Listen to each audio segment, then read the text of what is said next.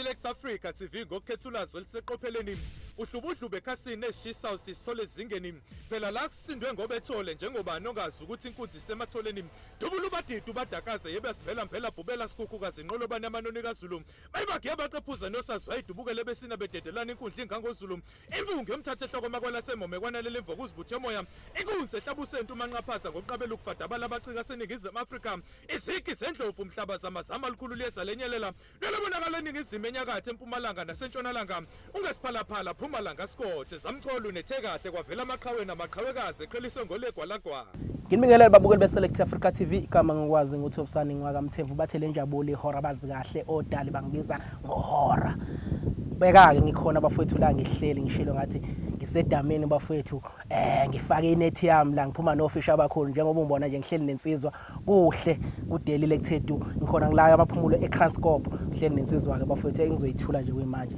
mfowethu asekubingelele sikwamukele beSelect Africa TV ngiyabingelela bonke ababukeli beSelect Africa TV emakhaya ngiyabonga kakhulu ukuthola leli thuba siyathoba mfowethu sibonge nje izandla ezinhle osivuleleke sona sifudumele sisekhaya kumnandi sijabule siyalibona uthando olukhulu mfowethu ake ichaze ubani insizwa no mina igama lami nguSilwayiphi Khathi ngizalwa ubaba ngizomeba nje uMfiliseni Khathi bese kuthi umama isithole sakwadladla emampembeni uThulisiwe wakadladla bangizalelelana ke entonjambili esibhedlela akubudeke ukusukana la esikhona kulana nje sikhulele kahle khona nana le ndawo nje sihleli kuyona omama bethu bebesebenza la manje angazi noma sesiyiphethe yini okuyinto emnandi nokho ngoba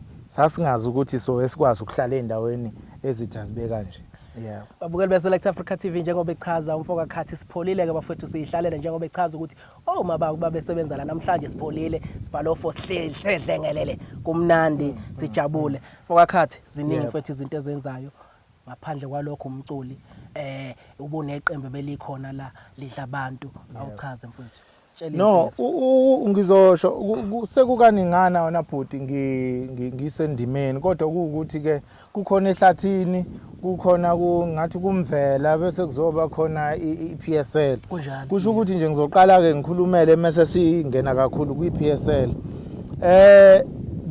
imina ngikhande okanye ngakhe iqembu ebelibizwa ngokuthiwa UDIDI OlUMASHOBA ngicabanga ukuthi akekho ngalazi elithe lifike endimeni lana elikhulu isasaza abantu balemukela ngezandla ezimhlophe okuthe kuhambe senza kulona mengicabanga ama-album amabili abe nempumelelo enkulu kakhulu ke kuwona but okuthenga ukuhamba kwesikhathi kuhle ngidlule la ukuze singagcini sesikhuluma ezinye izinto sizeqa ezinye yes kuye kuhambe uthola ukuthi endimeni endleleni nihamba kuye kube khona ukuhlukana ngokwembono kugcine uthola omunye akasaboni ngendlela hayi ukuthi wrong wrong kodwa akasaboni ngendlela wena obona ngayo wena mqambi nomqali njengoba mina ngumuntu ke ongathanda izinto enobuhixihixi bempi ngoba lento ngangiyenze mina ngothando futhi ngangenze ucwaningo olunzulu ngaleli igama nangokuthi leli igama lifanele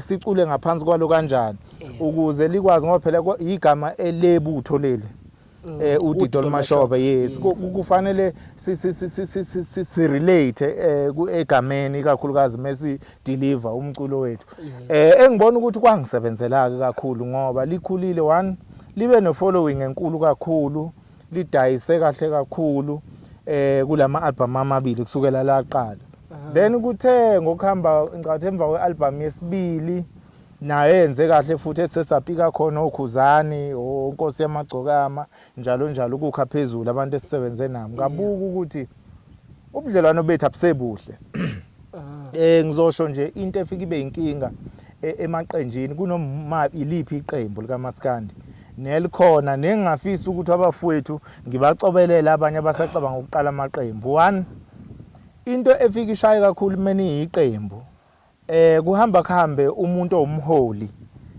ninyathelane izinyawo ninodwa leyo nto ayidalwa ukuthi nina kanithandana okanye nina niseqenjini anithandana kepha ukuqhamuka kwembono eqhamuke emaceleni ukuthi hayi uyazi ukuthi wena ngendlela osuvuthwe ngayo usungayichitha lensizwa uyabona ula sokweseka yeah sizokweseka cha okunye uyabona ngendlela ocula ngayo backisha kahle ngayo lo muntu uyazi mangase uqhamuke wena uthi sina leyo nkinga ke ukuthi kuthi mangena leso sihlava phakathi kwamaqembu ebese yenziwa yini abalandeli ngoba umculo usulimele umculo ngenye indlela ngoba abaculi esibalandelayo kanye abasendulela wawazi ukuthi ukwazi ukuhlukanisa angisho nje iqiniso uyakwazi ukuhlukanisa umculo othile kothile becula into eyodwa igenre yodwa but njengamanje njengoba sekuyisibiva biva lesengafuna ukukhuluma ngazo ugcina umuntu esethi lo engacula into engcono hayi ukuthi baxabanisa abalandeli kuukuthi bafuna into ethanda ukuhluka kodwa manje ngoba le iyafana esiyenzayo kodwa manje bayifuna kabi mabe sebenqaya phakathi ukuthi omunye usengenza okunye nanebeef ke mina akangikholelwa kuyibeef engakhokheli engakhokhi inyama nje uginqe ayidayisi because umuntu mengasethi ufuna sakhe ibeef ukuze asiqhaye eqenjini bese ukuthi ngoba usuphumile lapha wena sekufanele ulwe nalabo abasele angeni kulezo zinto mina so kwahamba ke sana leyo nkinga ke ngase ngithi mina hayi kungcono ngumuntu mina okwaziyo ukubona into engasahambi kahle angisheshe ngihoxa ngahoxa ngase ngiqalela uSilwayiphi ke lo osekhona engithe ngena ngane sibusiso esikhulu ukwenziwa kwale album kwakhona ilegend ubaba uMfiliseni Magubane Nkomoza sakhe ingoma emnandi ngendlela eyisimanga ethanda ukwamukelwa kakhulu ngaphezulu kokuba kwala ngangikhona number 2 kule track number 2 lapho so le album ke ingenzele ingivula amehlo kwesinye isikhathi endimeni ngoba sijaha ukukhipha njalo sijaha ukukhipha ngama Easter sijaha ukukhipha ngoDecember sijaha ukukhipha ngama Easter sitrend insuku ezimbili emva kwalezo nsuku ezimbili mhlambe 2 weeks akusakhulunywa kanti ukwenza ialbum kwenziwa ngemali kwenziwa ngesikhathi kwenziwa ngokuyinikela nangothando so awukwazi ukukhipha ama-album amabili angathengwa ngonyaka uthi ufuna kahle ufuna ukwenzani ujabulisa abantu mhlawumbe izothenga usibalo wakho nomfowabo kamakoti wakho nodadewenu idlalwe mhlawumbe elokhuzeni okhozini kabili and then uthole lawo i-interview eyodwa utrende ingakho abaculi basengcindezini eyisimanga yokuthanda ukuthi batrende but at the end of the day kanti thina one lento iyibusiness two isiyenza ngothanda sibhekile inzuzo so manje uyabona lokhu wena uzophilela ukuthi utrende ngithe kule album ayi ngoba isenza kahle isenza kahle asikho isidingo kumina ngisiboni ngoba futhi kunezinto esizenzayo ngomculo emaceleni kwama project amakhulu kunale ngoba ungene e-studio akufuni ungene e-studio ungenela ukuthi ngingenela 2 weeks sifuna umculo ozophila noma singasekho uyabona so ngase ngithi hayi mhlambe ngizobona nje ngokuhamba kwesikhathi angijahile ngizobuya futhi nomunye umculo yes ngisayibhalela futhi ngibuye ke mina ngibhale ngumuntu nje othi ngihambe endleleni mangifuna nje ukuthi ngikhiphe ingoma kahle angikwazi ukubhala ngiyarecite mina kuqhamuka ingoma nje sengathi ngiyayithola kulowo muntu nayo yonke ibeat leyo bese ngiyirecite bese ngiyiqopha njalo and then bese sengiyawazi ukuthi okay ngihlunga yipi ke nayipi but angijahile futhi ke ukuhlangana nabantu endimeni abamkantshubomvu abangenamona kungenze ngakhula kakhulu emva kwale album ngaphandle kwababa Mfiliseni Magubane obani abantu abafeaturishile la mfoka Sibi kule album ngifeaturishe enye insizwa yangala okuthiwa uBhokwendlamini yangale komhlaba yalingana insizwa engisebenze nayo lapho kuleyo album kamnandi kakhulu ene talent futhi enekhona engangabazi lokho ngaphinda ngazosebenza noprofessor uThandi Shila Mseleko all the way from eBrazil kunengoma lapha track number 8 ethi Never Let You Go ngiyicule ngesilungu all the way from Brazil. Yes. Niya understand nine language iyafana lento emayicula. Ukungena kwami no Sisithandi e-studio ngangena mina ngoba sengicule ngesilungu. Ngathi mina Sisithandi awushintsha wena ucule lento ngesiphutukezi ukuze sifake into engekho nanokuthi naneinsimbi ezaleyo ngoma zithanda ukuhluka ziwele ngala koSamba okumculo abawenzayo ngale ko Brazil. Kube nale yanto leyana. So ngase ngoba ngumuntu othanda ukwenza izinto ezintsha njalo. So ngase ngithi angiyenze kwaphuma enye into ngathokoza into ezinqaba okuyingoma ke esidlala almost 18 times emsakazweni osibili ngobukhulu ePortugal. Wow. Yeah. Yeah, okusho ukuthi yonke into ihamba kahle mfoka khathi ngoba uma ngicabanga yazi ema ucabanga i-sound noma umculo ngisho ngathi wawuzwa but kunalezi insimbi lezi ngifuna ukuqondanisa nje nengoma zika Oliver Mtukudzi. Oliver Mtukudzi bengimthanda mfethu kodwa benga understand ukuthi uthini kodwa kunale yanto umculo enye into engiyifunde kakhulu ngingathi nje kubaba uMfiliseni Magubane ukuthi kukhona into thina abaculi baMaskandi lephule entsha. Sithembele kakhulu konjini.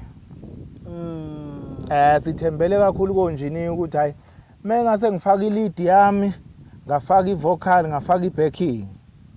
Unjini uyena ke osezokwenza wonke ke lokho. Ukufaka lawo ma element lawo lezo zinto lezo ezidingakalayo kuleyo ngoma leyo. Engithe ngihleli ngenhlanhla inhlanhla yami engithi angiye ngafuna ukutshela abantu ngayo kodwa ngizobatshela nje manje ngoba kunje ngithola ukuthi ayikho insimbi engakhompozwa engomeni ne ayikho umsindo ongakhompozwa awukho umsindo ongenagama engomeni. Abaculi abaningi baMaskandi even abatrend even esitshela ukuthi baphezulu ngezinga but makuziwa la elokhuzeni kwi-producing na kuyi-compose thina sazi ukuthi umuntu ocompose hayi unzima ubani epenini awunzima kakhulu epenini. What about imsindo okuyiyona imsindo iqukethe lokho iqukethe umsoco wengoma iqukethe isigqi sengoma iqukethe i-live i-period yengoma ezoyihlala endlebeni zabantu nasemarket. Ubona ingoma imnandi kodwa manje iphuphe 3 weeks isiphuphile kodwa kade imnandi. Into ngiyabuzeke inkomo semanje usho kwenziwa yini lokho athi hayi ngathi usubuza imibuzo engathi ingcono. Ukulumbana kwevoice nezinsimbi ezikhompozwe ngendlela ehlukene insimbi nensimbi isho kwayo kodwa kufanele ihambisane nevoice nomongo nerhythm yonke yengoma iyaphambili ihit ke le. Wow. Yeah. Hlelo mfoka khathi bathi uSilwayiphi bafowethu ikhona insizwa la ialbum yayo le iyatholakala mfowethu album yakhe iyatholakala. Itholakala kakhulu iyatholakala kumina iyatholakala ngoma digital stores. Angikusho ke futhi lokho okusilimazayo sisabaculi baMaskandi sinenkinga. Siyalithanda igama elithi noma isilungu ke into esiye siyithande. Siyathanda ukuthi ialbum yethu itholakala kuma digital stores. Umbuzo wami uthi kanjani ngoba even abanye abaculi abenza wona umculo waMaskandi abawazi lama digital stores ukuthi kuthengwa kanjani. Uma uzothi manje sengidownloadile eqhawe noma mina ngithi hayi uyikhuphule lapho mhlambe ngo WhatsApp qhawe ngizoyithola sikusupport sikuseke. Nginenhlanhla ke mina ngoba ikakhulu asikhulumi noma nalento yokutrenda into vele mina engangisebenzelanga ngeke ngatrenda kakhulu ngiqala ngifike emculweni bengitrenda ngidlale kaningi emsakazweni eyahlukene but lokho akungishintshanga. So indaba yokutrenda ngayibuka ukuthi hayi indaba yokutrenda hayi even ngisho ngafika kuma pages ami abantu abalapha abantu abangifonela almost every day sixoxe sisiplan. Anginawo mina uvuco oluningi whereby ozothi hayi kufanele iqhawe sibe nama numbers ukuze sikwazi ukuthi sihehe bani ozotshala ini. Yes angisho angiphika adingakala ama numbers when it comes to marketing and stuff kodwa uyuzuzeni ke ngalawo ma numbers because ikakhulukazi abantu mina ngikhuluma ngabantu abangisekayo nabangithandayo. naba commentayo ezintweni zami nabanezwe ezintweni engizenzayo. So ngenhlanhla ke kunabanye odadewethu esengibatholile esizwana kakhulu nabo baseMelika. Basebenza kwesinye isibhedlela esikhulukazi eChicago. Baya njalo ngelunch sebevele bahlangane bayithenga ingoma yami kwilokhuzana kuma digital stores kuma iTunes. So sengithanda ukubona ama notifications nami efonini yami engawaqondi. Engawaqondi. Kusho ukuthi kukhona okubikayo ukuthi engathi khona okuhambayo. Bangitshela uthi hayi no njalo ngelunch siyayithenga ingoma yakho maybe umuntu 5 times because ku cheap ngale ukuthenga even online. Kodwa la kwazi ukuthi hayi moya i-downloadile ngoba itshela ukuthi moko wa download usuku uzutholile. Kanti ayikho leyo nto leyo. Ileyo nto inkinga esibhekene nayo. Siyawathanda ama digital stores sibulala ama CD ama CD sithi awasasebenzi. Umbuzo wami engasebenza ama CD umuntu osengudwini njengamanje phansi le engabe uyitholile iCD emandeni. Ungena uyithenga kanjani ingoma kuma digital stores? Yasilimaza kakhulu. Yasilimaza kakhulu.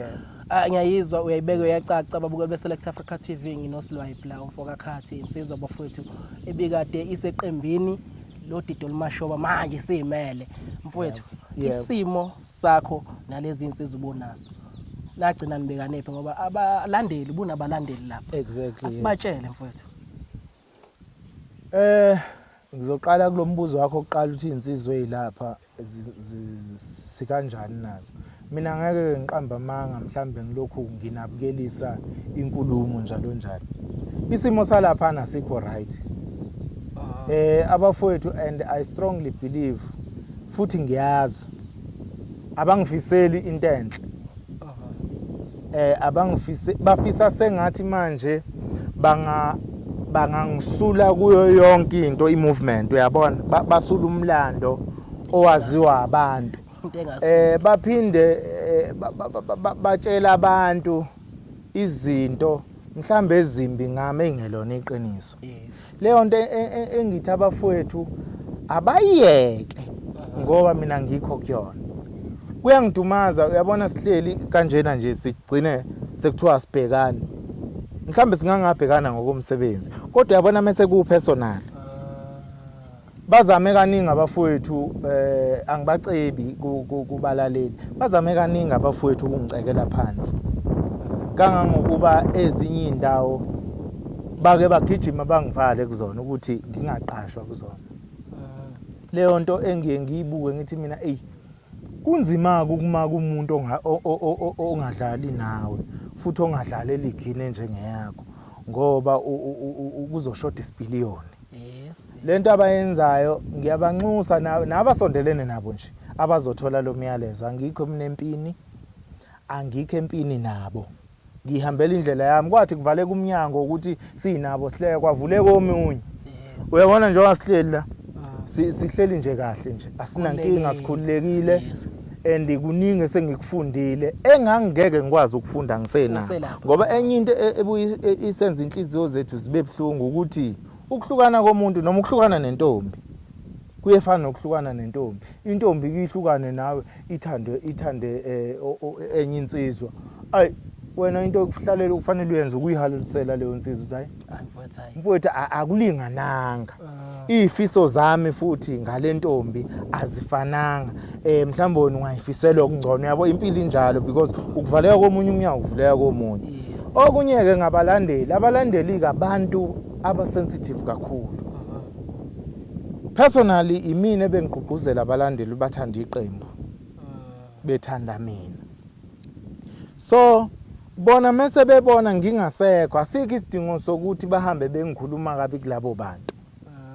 Because ukuhamba kwesikhathi bazolibona abantu iqiniso futhi ukuthi hayi no lokho akuhambi kanje bese kulimaza indlela yabo yokuhamba. So umuntu mase nihlukene naye angikholwa ukuthi kufanele umgwazelunda okanye umnyunde okanye umvimbele la ungamvimbela khona ukumnikeza nje inhlanhla umdedela ahambe aqhubeke nendlela yakhe. So abalandeli bakhona ngeke ngisho ukuthi abeze kumina uma ngabe beyithanda into engiyenzayo bazoza kimi, uma ngabe futhi beyisupport into abayenza abafowethu bazoqhubeka nabafowethu, anginankinga. Kodwa futhi ngeke ngimnqabe umuntu mayefika kumina ethi siyazi la sisuka khona, siyazi ukuthi sisebenze kanjani. Ngeke ngisho ngoba nakho ngimbone ngale sengizothi hayi ungezi wena kumina ngoba ngeke hayi kanjalo. Ngiyayizwa mfokakhathi, ngiyayizwa uyayibeka iyacaca. Mfowethu mhlambe ngaphambi kokuthi sishiye inombolo zakho nalendlela abantu abathola ngayo, sibatshele nabalandeli bakho ukuthi ukhona futhi uyaphila futhi unayi album, basazoyithola lento ebebeyithola usengale ikhona futhi usangabajabulisa. Mfowethu yini mhlawumbe ongathi iyasala ongafisa ukuthi uyidlulise before singene inombolweni zakho endaweni zonke? Into engingafisa kakhulu ukuthi ngiyidlulise ukuhlukana kwami neqembu elidala akuphelanga ngami, kwakuvuleka isahluko esisha engicabanga ukuthi abaningi sebeyibonile ialbum ikhona uSilwayiphi khathi bathi ngithwele and futhi iyahamba. Ukuthi ngicela bangeseke ikakhulukazi abantu abangabahleli bemicimbi abaneqiniso. Bangakwazi ukuthi baxhumane nami siqhubeke sisebenze nabantu futhi ebenginabo because nginaba abalandeli abakhona abathanda nje umculo wami abasekhona nabakholelwa kumina. Futhi into bazokhumbula ukuthi imicimbi eminingi bese ihamba besifika sibaningi. Namanje kusenzeka. Kuukuthi sengiye ngiqaphele kakhulu imicimbi engakuyona ukuthi imi kanjani. Nanokuthi hayi ukuthi ngikhethe iphele emazini, but angikwazi ukusuka ngoba ngirana ibusiness nje nami ngiyibhizi ngento ezinye futhi. Ngisuke ngiye ukuthola ngiyakomntuba. Ngihambela nje ukuyiveza. Leyo nto lezo sigaba sengidlulile kusona. But sengiye ngifisa ukuthi umuntu akhulume nami athi no wekhathi siyakuqasha emcimbini ukuthi yini nawo ongasiza usofarishele yona ethi bese ngibatshela ukuthi hayi ngizoba nifikela nabantu nithola bathenga amathikithi kube right, because abantu basangikhonzile, abantu basebaningi basakholelwa kumina, abantu basakholelwa kakhulu emsebenzini wami. Futhi ne-album yeza i-album yeza, but angiyena umuntu ojahile ukuthi manje sengizoyigcinelela ngokuthi ngikhiphe i-album ngibone ukuthi le isenza kahle ngendlela engicabanga ngayo. But ke abantu bazongithola kakhulu lapha emakhasini nami okuxhumana uSilwayiphi khathi SA, uFacebook lo, bese kuba inombolo yami yocingo engitholakala kuyona nevulelekile kuWhatsApp ithi 071 172 8431 071 172 8431 and then bese bakwazi ukuthi sixhumane bathole ne-information nje yonke ngiyifake kakhulu epagini lami lapha. Alright, babukeli beSelect Africa TV benginoSilwayiphi la insizwa akakhathi sikhona ke bafethu siyichilele ikhulume konke insizwa bafethu yanithanda futhi nihleze niyiseka ikhiphile album yayikhona ikhona yatholakala kuma digital store, so nizomthola nje bafethu insizwa ke bafethu leni yayibona insizwa igezile iclean inhle uyayibonela nje insizwa bafethu. Okay, wena uzosilandela ku Select Africa TV ya subscriber uyasithola lapho Facebook Select Africa TV, Twitter Select Africa TV, TikTok Select Africa TV, sikhona yonke indawo. Siyakuthanda kakhulu khathi mfethu, siyabonga kuba nawe ngane yakwethu. Ngiyabonga kakhulu, ngiyabonga kakhulu, siyajabula nje ukuthi sibe la. Ngiyathokoza mfowethu, ngiyabonga kakhulu. Thank you very much. Salute. Yeah.